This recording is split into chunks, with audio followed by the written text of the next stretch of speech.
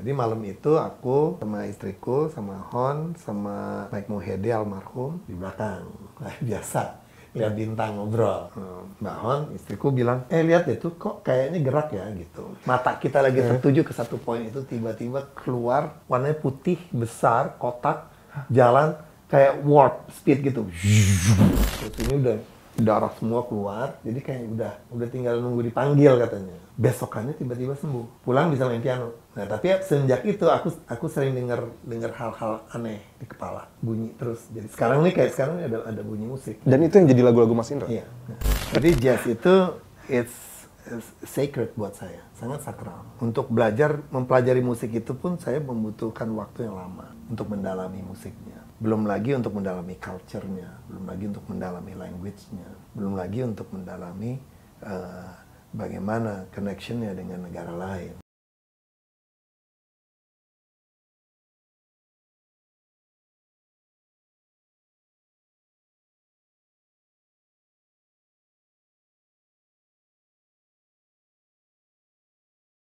Halo, balik lagi bareng gue Sindu Alpito di program pengarsipan musik Sindu Scoop. Kali ini saya telah bersama Mas Indra Lesmana. Halo Mas, Halo, sehat apa kabar Sindu?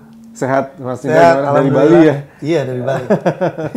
Ini udah lama sebenarnya pengen ngobrol-ngobrol sama Mas Indra dan ya baru bertemu jodoh waktunya baru sekarang. Ini seru banget nih. Tadi off recordnya udah seru, pasti nanti teman-teman bisa ikuti ya. Kayak saya mau langsung aja nih nanya soal rilisan terbarunya Mas Indra yang didedikasikan untuk almarhum Doni Suhendra ya. Suhendra, iya. Ini temen satu band, sebenarnya lebih senior Om Doni ya. Iya, lebih senior. Tapi dari kecil mungkin udah bareng ya Mas ya? Nggak terlalu dari kecil banget sih. Jadi waktu aku kembali dari Sydney, di usiaku waktu itu 19 ya, 19 tahun, aku ketemu Doni Suhendra pertama kali. Itu waktu itu dia manggung, aku masih main sama Gilang Ramadan, sama Faris RM, Gift. Kita satu panggung di GOR, Saparua, Bandung.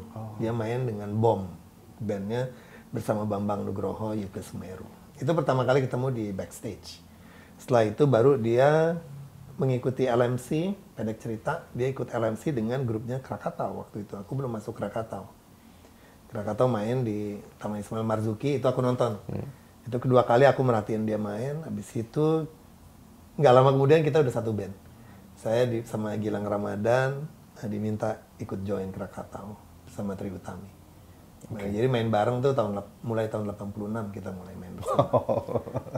Udah hampir 40 tahun ya. Yeah. Nah, apa panggilan yang membuat Mas Indra akhirnya merasa kalau album itu harus diselesaikan? Karena mungkin teman-teman yang belum tahu konteksnya album Origin yang dirilis The Majors ya, dan diprakarsai sama Mas Indra ini sebenarnya album yang unfinished gitu ya.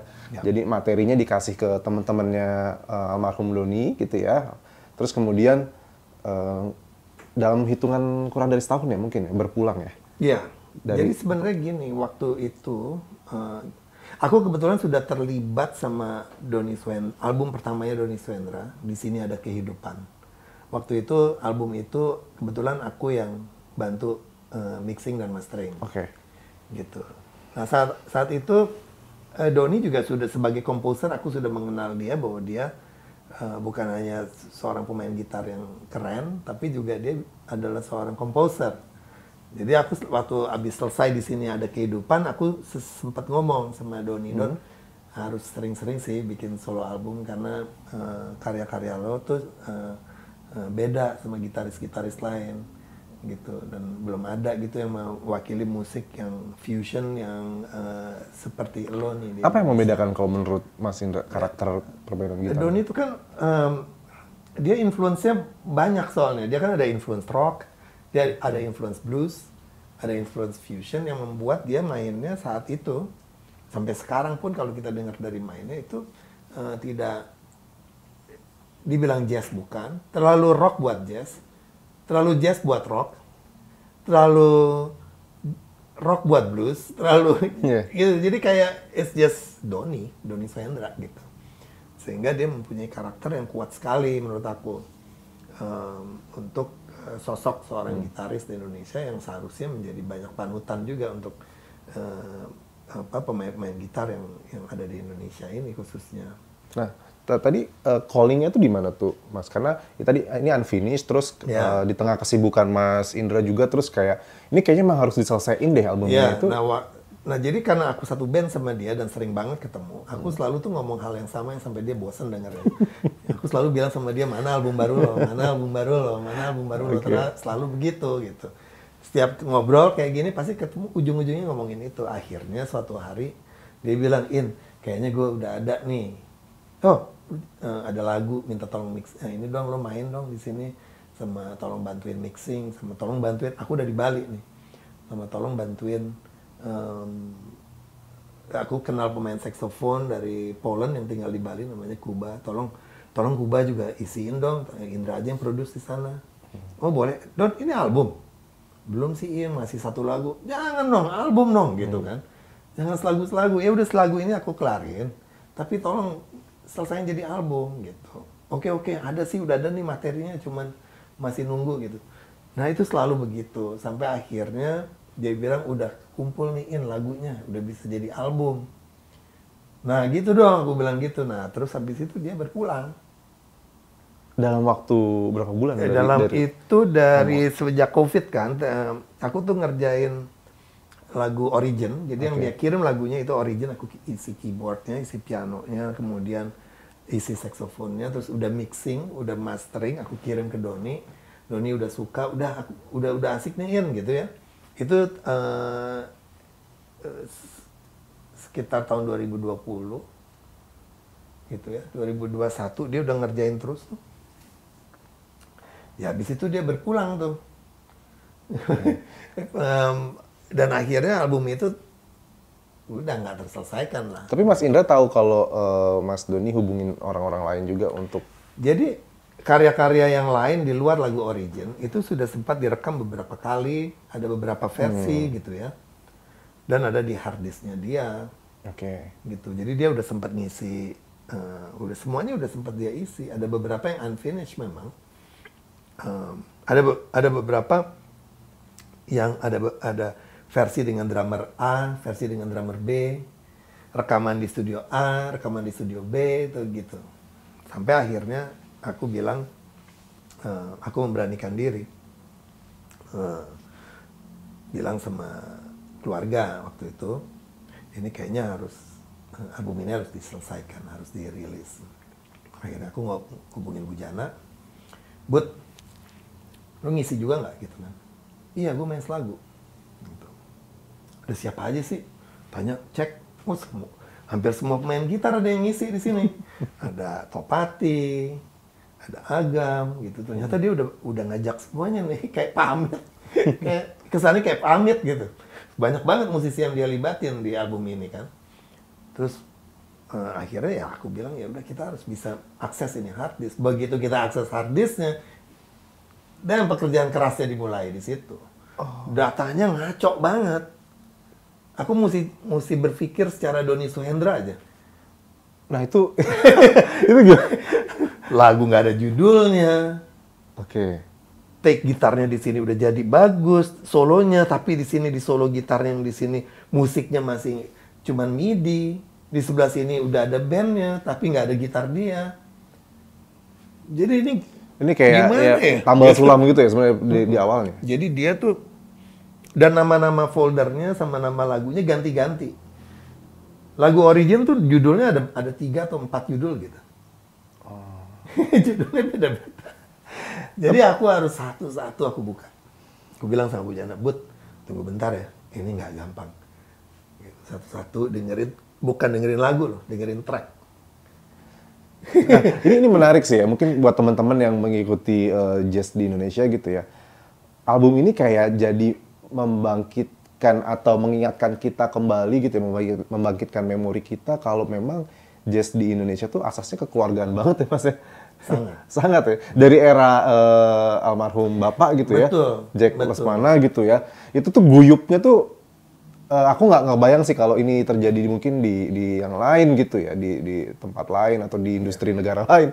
Tapi di sini gotong royong untuk kembali menyelesaikan sebuah album ini jadi memori yang manis sebenarnya buat jazz Indonesia ya Mas ya. Iya, dan memang apa ya, Doni itu punya kesan yang kuat terhadap banyak teman-teman juga. Oke. Gitu. Jadi terlepas dari memang keguyuban kita sebagai musisi jazz di Indonesia yang memang sangat dekat satu sama lain, tapi Doni Suhendra ternyata punya cerita yang selalu diingat oleh masing-masing personel yang terlibat di sini. Mereka punya cerita khusus semuanya. Hubungan mereka dengan Doni. Gitu. Artinya pribadinya pribadi yang berkesan ya, yang baik, yang punya meninggalkan ini di hati teman-temannya ya. Sehingga semuanya terpanggilnya juga secara natural gitu untuk menyelesaikan karya ini.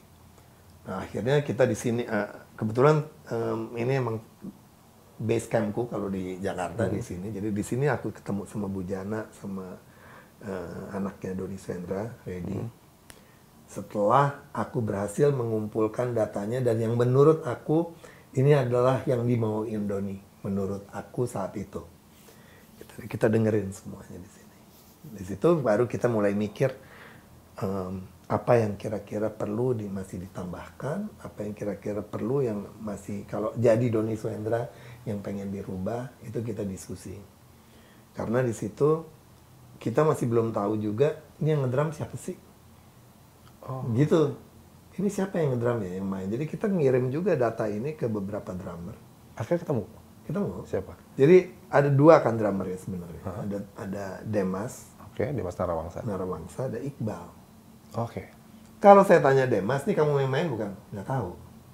Kalau saya tanya Iqbal, nih Iqbal kamu bukan? Ini aku apa Demas ya? Gila, susah nih aku bilang. Akhirnya aku mencoba membaca karakter permainan. Analisanya malah akhirnya yang menentukannya Mas Indra nih yang main siapa ya. Jadi pas aku dengar playernya sendiri, aku dengar ini ada kesamaan fill in, ada kesamaan cara pukul. Oke, ini Iqbal. Oke, ini Demas. Gitu. Dan mereka pun abis itu iya nih aku gitu.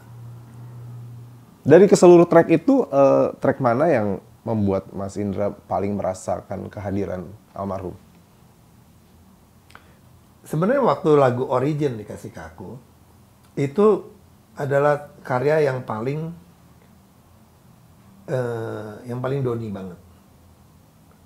Dengan chord yang kompleks, dengan melodi yang sangat tidak lazim, dengan ide-ide pengisian yang juga beda dengan musik fusion pada umumnya. Tetapi permainannya Doni menurut aku yang benar-benar Doni Suhendra banget ya Los Feliz.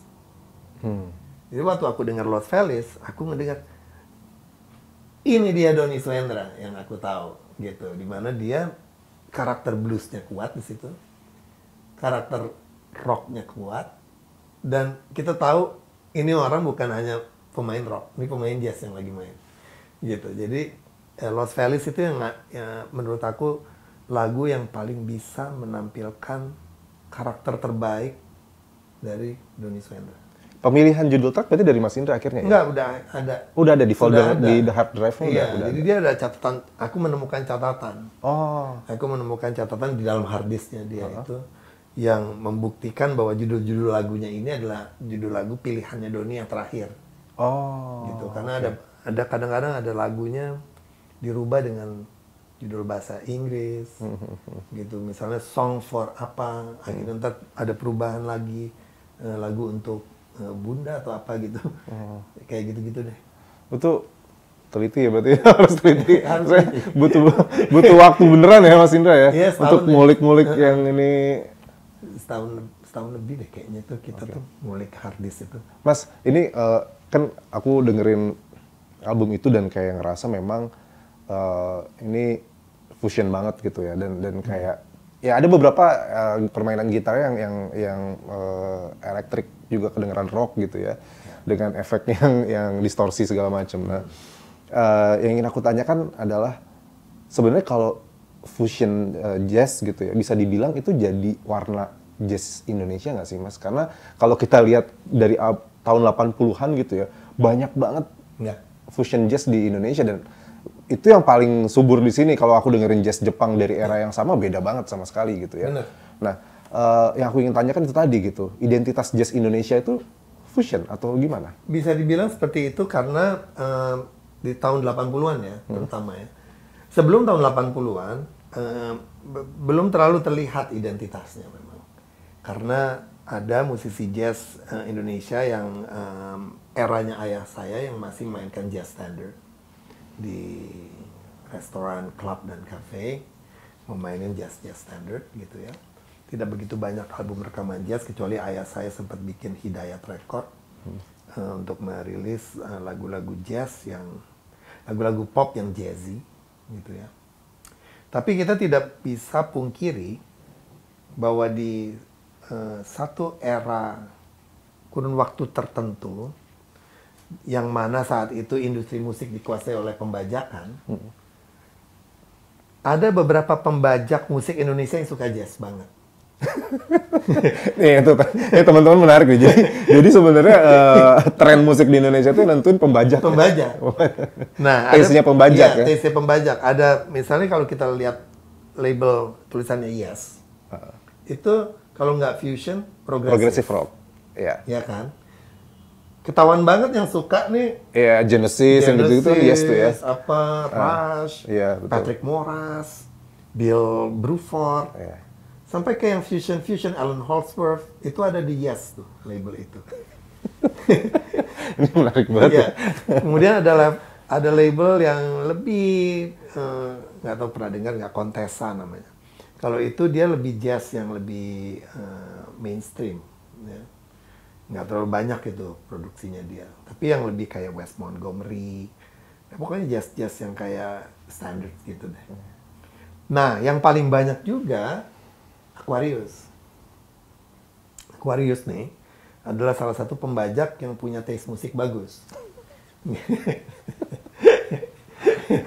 Taste musiknya oke nih pembajak satu ini. Gitu. Saya nggak usah nyebut namanya. Bagus aja. Albumnya juga keren yang dia rilis, ininya kualitasnya. Nah, kan yang beli kaset kebanyakan anak-anak SMA saat itu. Tiba-tiba fusion atau jazzy, music jazzy bangsa kayak Al Jarreau, Chaka Khan, Level 42, tiba-tiba menjadi booming di Indonesia. Ya anak-anak SMA-nya saat itu dengerinnya musik itu. Keren. Yeah. Jadi tren Jakarta itu ternyata membuat wabah terhadap anak-anak SMA di luar Jakarta juga, dan akhirnya itu menjadi tren musik. Nah, kalau aku punya asumsi nih Mas ya, ini juga sekalian aku konfirmasi ya. Apakah karena kita punya budaya kolektif yang tinggi sehingga musik fusionnya lebih bisa diterima karena semuanya bisa berkontribusi dalam sebuah karya gitu, ketimbang kayak kalau Jepang tuh banyaknya yang solo tuh, gitar-gitar solo lah, apa pokoknya menonjolnya artis jazz solo gitu. Iya, iya. Sebenarnya waktu itu salah satu band yang besar banget di Indonesia adalah Cassiopeia. Iya. Cassiopeia tuh waktu keluar album di sini, waduh, anak-anak mudanya suka banget gitu. Itu menjadi, dan mereka punya tren, saat itu juga ada tren live music contest. Di mana yang menang bandnya main di Jepang, dibawa ke Jepang. Jadi kayak ada suatu kompetisi yang kuat juga secara positif ya, dari perkembangan anak-anak muda untuk main musik. Yang dimainin ya musik fusion, gitu, kebanyakan. Dan di saat itu TV kan juga cuma ada satu, TVRI. TVRI suka jazz. Jadi yang diputar juga ada acara jazz apa gitu. Kalau malam ada acara jazz apa gitu. Ayahku juga sebelumnya kan tahun 70-an punya program TVRI namanya Nada dan Improvisasi. Ya. Gitu. Yang akhirnya juga jadi album juga ya di tahun 80-an ya. Kelanjutannya. Ya, judul namanya dipakai ya. oleh Yopi Item. Kita udah berangkat ke Australia.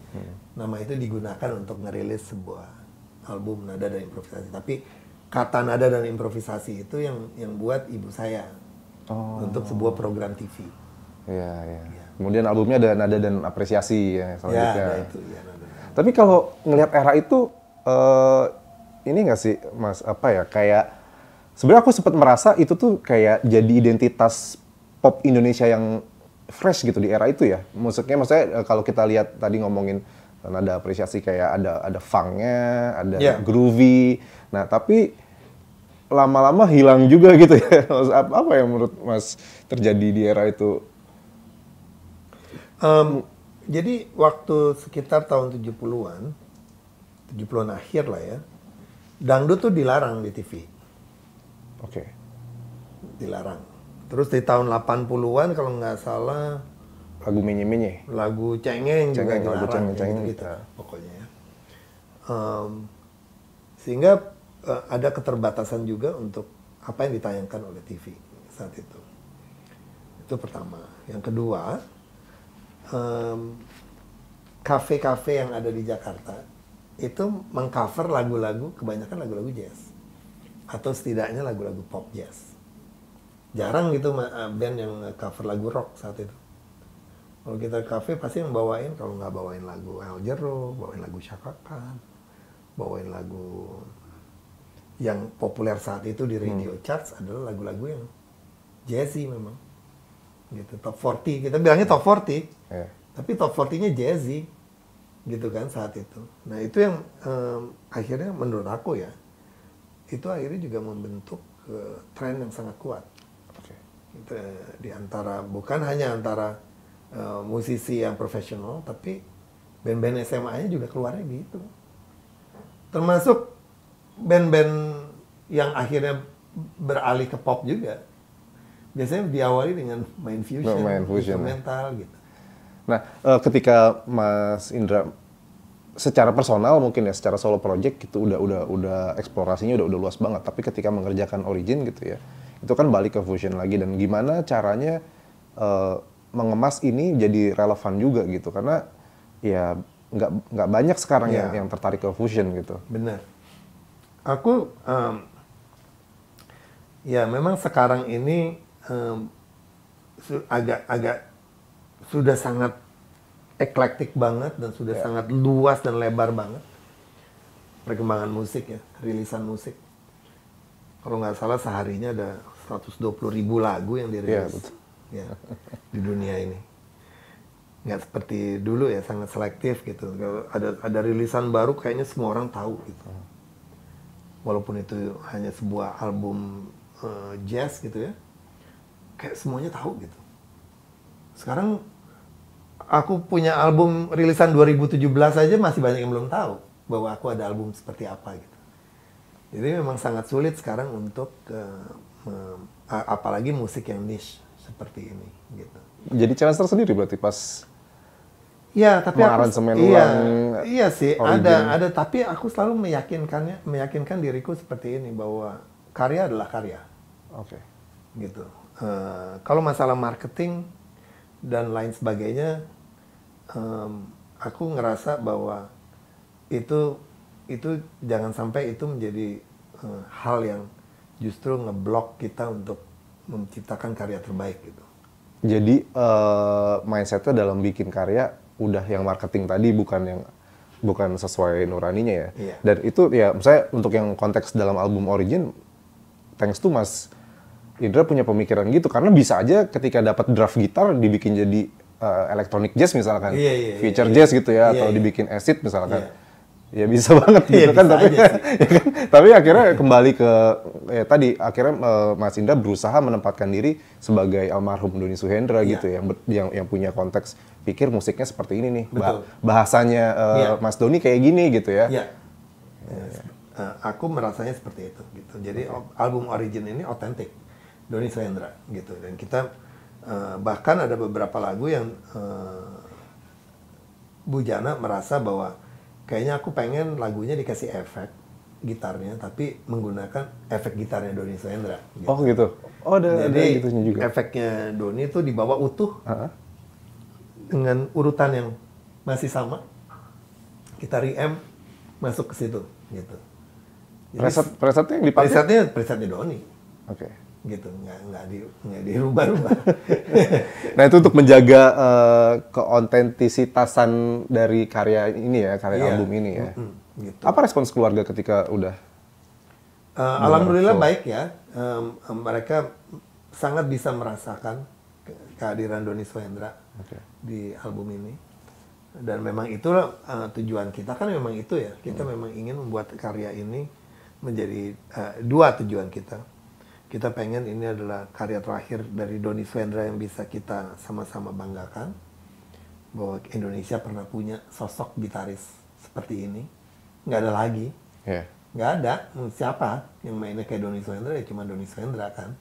Gitu. Dan yang kedua adalah kita bisa mengembalikan ini kepada ahli waris, keluarga, untuk bisa menjaga legasinya Doni Suhendra. Oke, ya jadi teman-teman cek aja ya, udah ada di SP ya. Ada karya-karya udah full, bisa didengerin dan ya itu jadi warisan warisan jazz Indonesia juga gitu ya album ini ya. Dengerin dan bagus untuk punya CD-nya sih, karena menurut aku jadi gini, kalau aku tuh ngelihat orang kalau beli CD itu adalah kita tahu purpose-nya itu untuk apa. Kalau kita melihat karya itu memang ini adalah sebuah karya yang gini, aku suka buku, aku senang baca buku, dan aku bacanya PDF-nya, e-book-nya. Tapi kalau aku ngerasa ini e-book-nya perlu untuk aku punya, ada di bookshelf-ku, aku beli bukunya. Tapi aku nggak baca bukunya, aku tetap baca. Secara connection gitu ya, ini kayak aku harus punya fisiknya harus gitu punya ya. fisiknya, karena ini adalah sebuah karya yang, wah ini masterpiece nih. Gitu. Kayak contohnya misalnya album Miles Davis Kind of Blue gitu. Atau John Coltrane Love Supreme. Kita dengerin di SP. Di SP, tapi vinilnya tapi punya. Vinilnya ada di rumah. Situ, bagus. Gitu. Itu perasaan para kolektor rilisan fisik tuh ya. Relate pasti ya. Harus ada sih. Jadi beli juga lah fisiknya Doni Suhendra. Mas, aku sebenarnya ada pertanyaan yang dari dulu setiap aku dengar nama Indra Lesmana itu selalu ada di kepala aku pertanyaan ini, dan ini sebenarnya cukup unik gitu ya. Aku nggak tahu sih ini datang dari mana gitu. Nah, aku ingat banget aku pernah datang ke satu sesi peluncuran salah satu albumnya Mas Indra, ILP gitu ya, yang sangat progresif, yang noise banget gitu ya, distorsi banget. Dan di situ Mas Indra bilang kalau Mas Indra itu tipikal artis atau seniman yang sangat terpancing sama suara yang ada di apapun, bahkan mungkin yang nggak kelihatan juga gitu ya. Yang waktu itu Mas Indra bilang, aku bisa mendengar suara gunung agung waktu itu ya, konteksnya ya. Ya konteksnya itu ya. Nah, yang ingin aku tanyakan, emang gimana sih Mas proses kreatif yang akhirnya melahirkan sebuah karya kegelisahan itu? Suara-suara apa sih yang sebenarnya ada di telinga Mas Indra yang bikin Mas Indra selalu gelisah untuk menerjemahkan itu gitu? Saat aku bikin karya musik, memang aku harus ada yang nge-trigger. Ada purpose gitu ya, ada purpose yang atau yang men-trigger sesuatu yang membuat akhirnya ada semacam alasan yang kuat untuk karya itu dibuat gitu. Tapi itu tentunya melalui sebuah proses panjang. Gitu. Pernah juga kok aku ngalamin hanya buat lagu, hanya sekedar buat lagu gitu. Bikin gitu. Pernah gitu. Tapi lama-kelamaan aku semakin merasa bahwa setiap karya yang aku mau coba buat itu harusnya lahir bukan karena aku pengen buat, tapi karena emang harus dibuat gitu. Karena ada dorongan. Dorongan ini bisa dorongan inspirasinya dari dorongan yang ada di sekitar, atau dorongan dari apa yang aku dengar di kepala atau yang aku lihat gitu ya. Itu selalu mulai terjadi semenjak aku pindah ke Bali justru. Oh gitu. Jadi waktu berarti ada fase spiritual yang beda ketika Mas pindah ke Bali, dan karya-karyanya beda juga. Beda. Termasuk soal alien. Iya. Sama. Tapi itu karena aku witness. Nah, itu UFO. Itu juga. Ini menarik ya. Karena iya, Mas waktu itu sempat menyinggung itu sampai akhirnya bikin berapa stage dari kesadaran spiritual sampai akhirnya acceptance dan segala macam gitu. Itu UFO kayak gimana dilihat Mas? Di Bali? Di Bali. Jadi aku tuh kebetulan sebelum aku pindah 8 tahun rumahku itu sangat enak untuk duduk di belakang untuk gazing ke bintang. Nah, karena rumahku di Sanur itu dan di dekat pantai seringkali kita dapat clear sky gitu. Jadi kalau malam sebelum tidur emang seringnya nongkrong di belakang sambil lihat bintang, ngobrolnya ya macam-macam, ngobrol apa aja biasa lah kayak kita ngobrol gini. Nah, suatu malam aku kan punya program namanya Mostly Jazz di Sanur. Jadi setiap 2 minggu sekali itu kita bikin program, datengin teman-teman dari Jakarta. Maksudnya karena kangen aja sih, bikin programnya biar bisa datengin teman-teman dari Jakarta biar bisa ngobrol gitu. Jadi kita punya program 2 mingguan, kita datengin deh tuh Glenn Fredly, Tompi, Once, Mike Mohede, bandnya, terus ada Sadu, ada Dennis waktu itu. Pokoknya tiap 2 minggu aku datengin deh. Gitu, setidaknya kita bisa nikmatin pantai bareng gitu, main bareng, nikmatin pantai bareng. Dan seringnya beberapa teman-teman lebih seneng nggak tinggal di hotel, senangnya tinggal di rumah. Di rumah, oke. Jadi malam itu aku sama istriku, sama Hon, sama Mike Mohede almarhum, sama Sadu, sama Dennis di belakang. Nah, biasa lihat bintang ngobrol, gitu. Santai aja, gitu. Nah, Mbak Hon, istriku bilang, lihat deh tuh kok kayaknya gerak ya gitu. Kita kan kalau ngelihat bintang kan banyak ya. Ya kita nggak peduli awalnya. Karena lagi masing-masing lagi punya apa namanya bayangan sendiri tentang apa yang kita lihat kan. Tapi Mbak Hon tuh insist banget. Lihat deh, coba deh itu kayaknya gerak gitu. Bukan drone ya pastinya ya? Jauh banget emang. Oke. Dan terus dia nunjuk gitu kan. Nah, kita kan akhirnya semuanya mencoba bangun ngelihat jarinya dia kemana sih gitu kan. Terus lama-lama kita ngeliatin, akhirnya lama-lama kita masih nggak ngerti itu yang mana. Lama-lama kita berdiri semuanya. Yang mana sih gitu kan. Kita berdiri, maju semuanya sambil ngikutin jari dia gitu. Tiba-tiba dalam waktu bersamaan mata kita lagi tertuju ke satu poin itu, tiba-tiba keluar warnanya putih, besar, kotak, jalan kayak warp speed gitu. Ke arah? Hilang. Ke bawah, terus hilang. Kotak bentuknya? Kotak bentuk. Jadi putih. maksudnya bukan pesawat ya Bukan, pastinya kotak ya? kok kayak pintu gedenya. Segede pintu. Putih. Zoom. Dan semua lihat? Iya. Dan semuanya kayak Thompson & Thompson pada pelukan. Apaan tuh? Gitu. Itu gila sih. Itu kita meyakini karena gini, kalau komet pasti ada ekornya. Dan ini kayak kalau kita nonton film Star Trek, ketika dia masuk ke warp speed. Oh. Zoom. Gitu. Tapi keluar dulu. Zoom. Dan tetap jauh atau agak lebih dekat ketika itu jadi kayak kotak. Jauh, gitu. tapi karena kita matanya lagi poinnya ke sana semua, jadi semuanya witness. Oke. Gitu. Nggak, aku tuh kayak gini. Aku kan dengerin karya-karya Mas Indra gitu ya, dari yang zaman dulu sampai sekarang, sampai yang progresif, math rock apa segala macam. Terus kayak jadi kepikiran ya, Mas Indra pernah bikin karya tentang UFO, alien segala macam. Jangan-jangan Mas Indra alien. Karena jago banget gitu lah. Produktif banget, gila. 600 lagu ya, lebih? Ya. Selama ini? 650. 650. Nah terus kayak, ini kemampuan musik yang di atas rata-rata manusia pada umumnya dan seproduktif itu. Atau sempat ada ini penglihatan lain, kayak gitu-gitu? Ya itu UFO, tapi kalau UFO kan bareng ya lihatnya. Sebenarnya sih kalau aku gini, sejak ada satu momen yang aku ingat banget, itu waktu itu aku di usia 7 tahun, itu aku kena demam berdarah. Nah itu menurut orang tuaku, aku udah sekarat karena udah keluar blood di mana-mana. Dan saat itu belum ada obat yang benar ya, tahun 73 kalau nggak salah itu, umur 7 tahun. Jadi aku memang udah kritis saat itu. Jadi katanya udah dikelilingin sama orang-orang, didoain lah.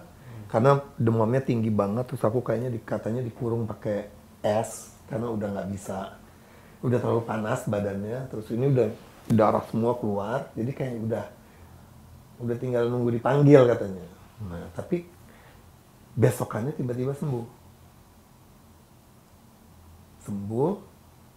katanya aku tiba-tiba ngomong udah sembuh, pulang bisa main piano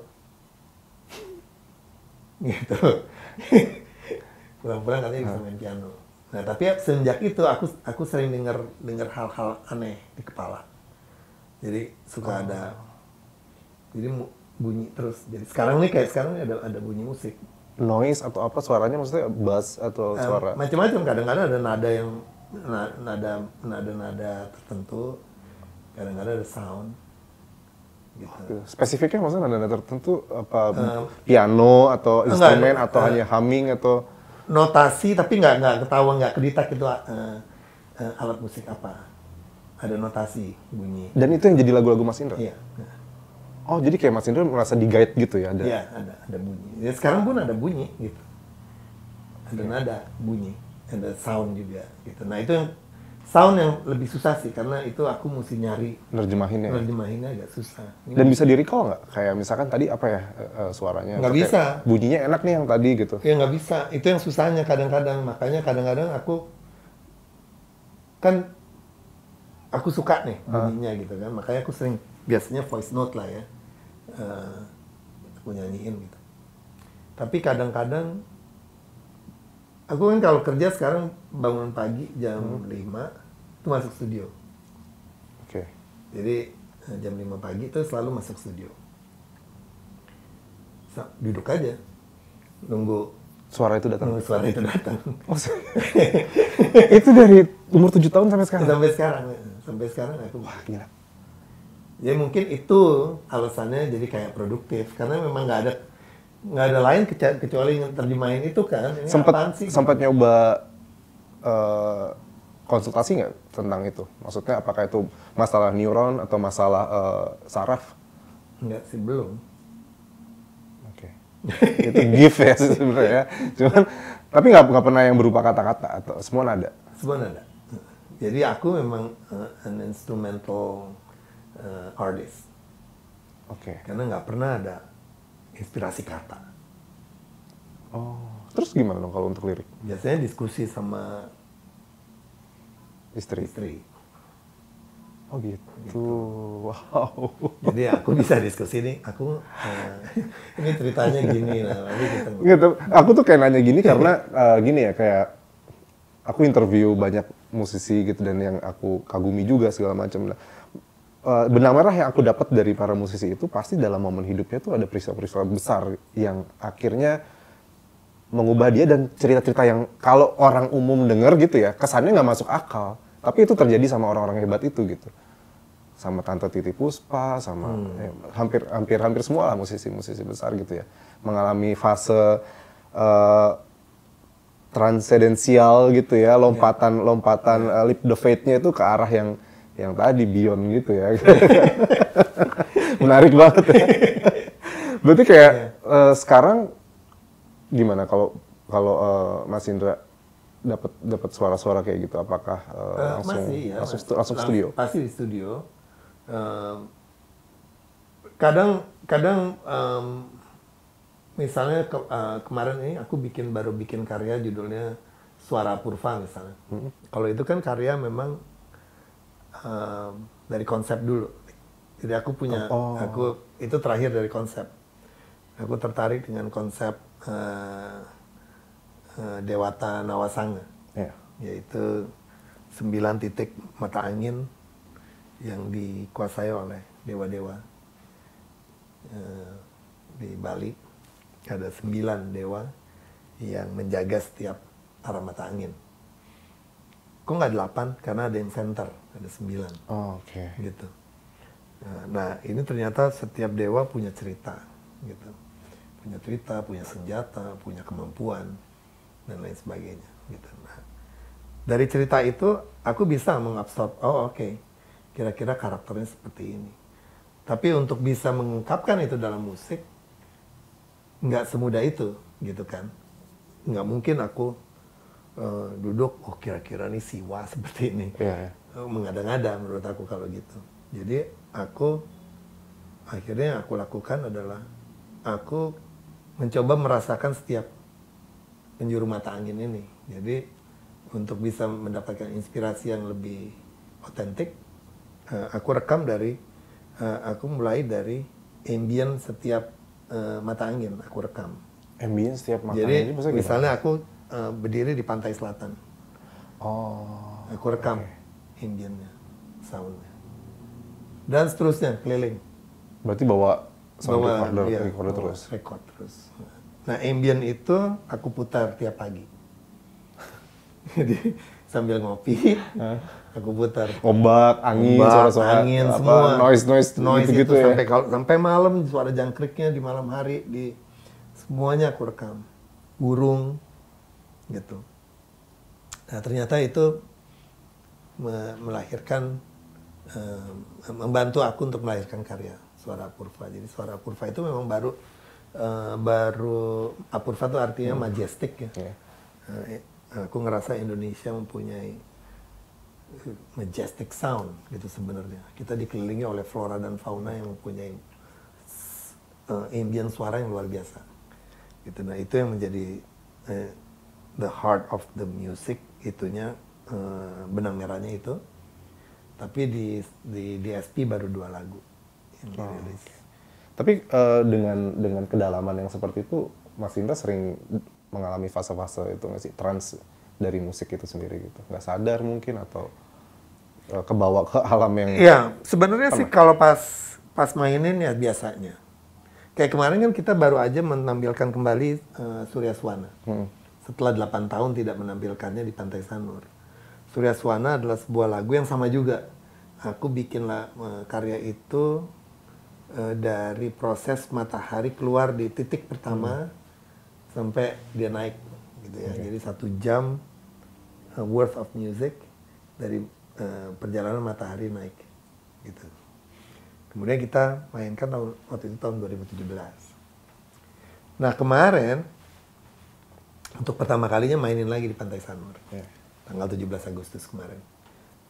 Nah, itu trans sih. Itu trans. Karena itu lagi clear banget sky-nya. Dan kita udah di panggung dari 5:30. Dari 5:30 pagi. Semuanya udah di instrumen masing-masing. Nah, itu suasana malam, keheningan malam itu. Perubahan dari suasana jam 5 pagi sampai munculnya cahaya pertama di ufuk dari timur, gelap ya. Dari gelap. Dan saya minta lampu dimatiin. Penonton udah rame. Gila sih kemarin tuh yang nonton. Ada yang dari Ubud, ada yang dari Batur, padahal kan berarti mereka harus pergi dari jam 4 pagi ya. Luar biasa banget kemarin tuh kita audiensnya. Sangat apresiatif. Nah, itu kita coba, aku bilang sama teman-teman, kita di atas panggung aja sampai jam 6. Kan kalau jam 6 pagi kan kalau di Bali ada puja Trisandya. Yaitu kayak azannya umat Hindu Bali gitu. Ada 3 kali kan puja Trisandya. Jam 6 pagi, jam 12 siang, sama jam 6 sore. Jadi kita duduk dari 5:30 nungguin puja Trisandya tuh. Nah, begitu puja Trisandya masuk, itu trans aku. Gitu. Apa yang terjadi? Yang terjadi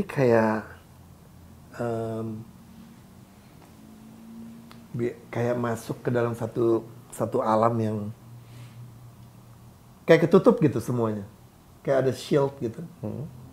Dan kayak ada satu nuansa yang aku ngerasa ada connection aja between me and the universe gitu.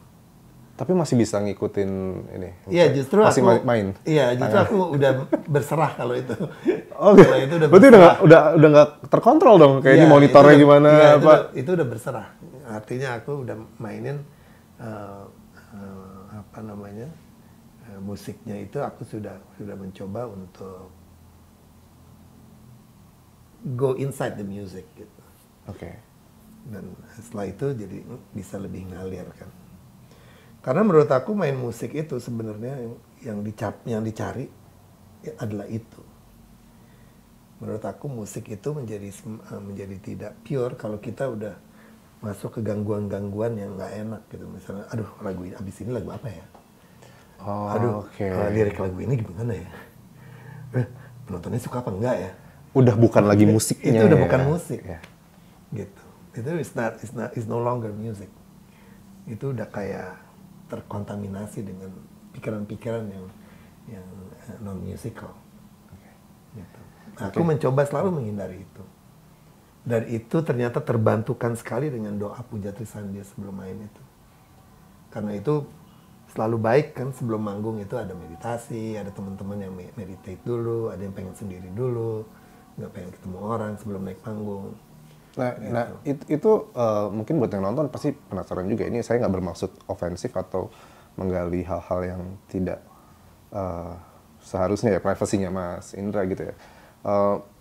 Hal-hal itu membuat Mas Indra melihat bahwasanya musik dan spiritual itu akhirnya ya above religion gitu ya. Yes, karena music is spiritual.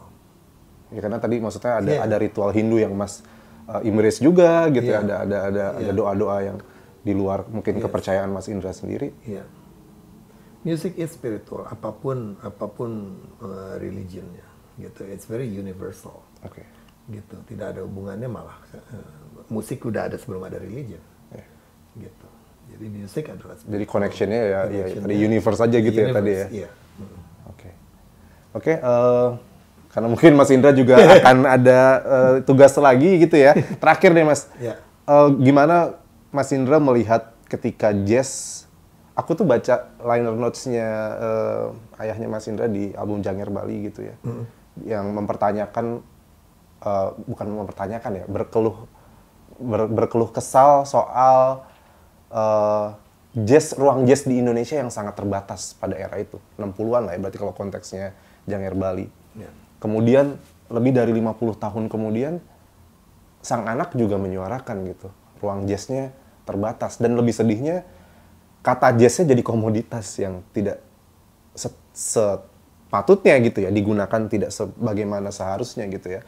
Entah itu untuk pelabelan festival, untuk pelabelan lain. Nah, gimana Mas melihat ternyata apa yang dikeluhkan Bapak dengan situasi hari ini tidak jauh berbeda gitu ya. Jazz hanya dianggap sebagai sebuah komoditi, katanya saja bahkan bukan esensi musiknya. Ya, memang agak sulit untuk membicarakan sesuatu yang sangat serius dan sangat personal bagi kami dengan orang yang tidak melihatnya sebagai sesuatu yang personal dan serius. Pasti nggak akan ketemu. Jazz bagi saya is a serious matter. Karena bagi saya sama ayah saya, jazz itu adalah art, adalah seni, adalah science, ada ilmunya, ada sekolahnya. Ada orang membelajar khusus jazz sampai jadi PhD. Bahkan istilahnya kalau nggak salah di lain musik itu lebih baik nggak makan daripada nggak main musik jazz. Iya. Jadi jazz itu it's sacred buat saya, sangat sakral. Gitu. Untuk mempelajari musik itu pun saya membutuhkan waktu yang lama untuk mendalami musiknya. Belum lagi untuk mendalami culture-nya, belum lagi untuk mendalami language-nya, belum lagi untuk mendalami bagaimana connection-nya dengan negara lain. Gitu ya. Jadi ketika ada sebuah event yang menamakan dirinya jazz, bagi saya itu sacred. Gitu. Sebagai orang jazz itu sacred. Dan bagi saya itu menjadi sebuah kebanggaan harusnya. Jadi negara lain melihat, oh Indonesia melihat jazz seperti apa. Jadi kalau ada sebuah jazz festival misalnya di Indonesia, maka ada negara-negara lain di luar yang akan melihat Indonesia emang melihat jazz seperti apa sih. Nah ini kan yang melihat bukan hanya sebatas orang yang suka musik aja. Tapi ada profesor jazz, ada jazz critics, ada jazz writers, ada jazz journalist. Mereka akan melihat. Saya pengen Indonesia dilihat hebat di situ. Nah, secara pragmatis porsinya yang ideal ketemu antara komersial gitu dengan idealisme berapa persen komposisi antara jazz dan non jazznya? Kan sebenarnya gini, Kalau aku bilang, kalau orang yang ingin membuat sebuah jazz event, punya passion tentang jazz, dia udah nggak usah mikirin presentasi. Dia sudah ngerti culture-nya, dia sudah ngerti, dia sudah paham. Dia ngomong dengan bahasa Dia akan jazznya. ngomong dengan bahasa jazz. Tapi kalau yang nggak punya itu, Ya, susah. susah. Oke. Ya oke teman-teman semoga dapat poinnya ya. Jadi bukan hanya cuap-cuap saja ya, tapi ya ini adalah you sebuah have to have the passion, ya gitu, dan you have to have the reason ya. why you want to make a jazz festival. Kalau itu hanya sebagai label dan kita nggak punya passion, yang nggak punya knowledge, yang nggak punya tanggung jawab juga secara kultural dan moral. nggak akan nyampe apa yang saya coba omongin. Iya. Oke. Ya. Oke, terima kasih Mas Indra atas waktunya. Sukses untuk albumnya kemarin dan Thank you semoga banget. banyak yang dengerin dan jadi mewariskan lebih panjang lagi gitu ya jazz di Indonesia. Saya Sindu Alpito pamit undur diri, sampai ketemu di episode-episode selanjutnya. Bye bye.